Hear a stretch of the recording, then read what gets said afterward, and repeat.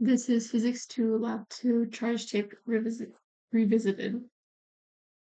So the purpose of this lab was to continue to observe the transfer of electrons between pieces of tape and to produce a computational model of two charged tapes exerting an electrical force on each other when the charge is evenly distributed across the length of the tape. Models. So the fundamental physical principles.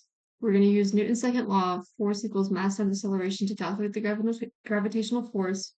And we're going to use Coulomb's law to calculate the electrical force and to calculate the charge from lab 1 used in the code. We're also going to calculate the electrical field of a uniformly charged rod. Introduction. Main result. The code will calculate the electrical field and electrical force of each piece of tape as if each tape is simulated as a line of point charges. And the individual forces from each small piece of tape will be summed to display the net electrical force and the gravitational force. Assumptions. We're going to ignore air resistance of the moving tape, and the U tape made had the same amount of charge evenly distributed along the length of the tape. Initial conditions. The U tape acquires its charge because an ordinary object can acquire an excessive or deficiency of a negative charge if it is rubbed, pulled apart, or touches another object. Experiment setup. Initial conditions, both tape A and B are charged U tapes with positive charges. Tape B is the system and top A is the surroundings.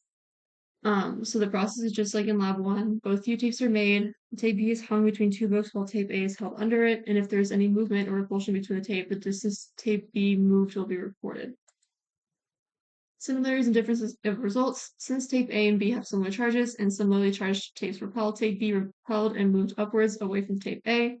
This is because of the ripping of the pieces of tape from another piece of tape and transferring electrons. Measurements. We found the length of the tape, the mass of the tape, and the distance moved between the tapes.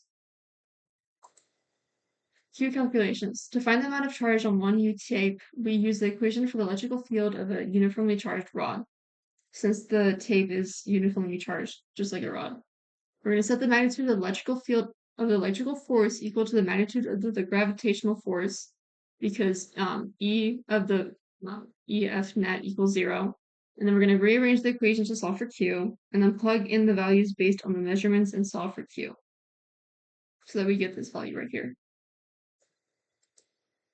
So for the code, first we're going to put in the constants. Here we can see that we had the original Q value, and then this is the updated Q value. Next is we're going to do the function for electrical field. Then we're going to find the function for line charge. Then the function for aeroscale for force and vector fields. Then we're going to calculate electrical field and electric force.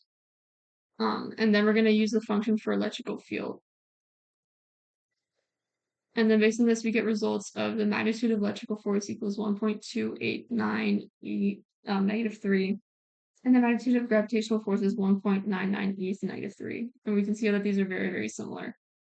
And then based on this graph, we can see that the yellow arrows of gravitational force, the green arrows of the electric field of pieces of tape, the white arrows the net electric force, the blue circles is the bottom tape, and the red circles is the top tape. Discussion. Possible sources of error. The calculated mass isn't exact to the mass of the tape. Measured distance isn't accurate because of the difficulty to measure distances between the tapes. Their resistance equals 0, and the number of tape molecules n used. The higher, the more accurate the calculations and demonstration. What ifs and additional questions? What if each tape had been modeled as a single point charge? The estimated value of the charge when you use the experimental data of point charge model is not as accurate in a higher value. In lab 1, we found that Q equals 2.23 e to negative 7 columns, while in lab 2, we found that it was 1.832 e to negative 8 columns, and the value from lab 1 is higher. Why did these estimates differ? Which value is more likely to be closer to the real value? In lab 1, we said that the tapes were single point charges, while in lab 2, we said that the tapes had individual pieces of charges put together, and the estimated Q from this lab is more likely to be closer to the real value because it is closer to the real world and how charges are spread across surfaces rather than single point charges. Conclusion. Objects with the same charge will repel, and objects with different charges will attract. The amount of excess charge and interactions between charged objects can be seen with household objects. Coulomb's law can help measure these forces with the help of Newton's second law, and this shows that these laws and forces are applied and experienced by everyday items.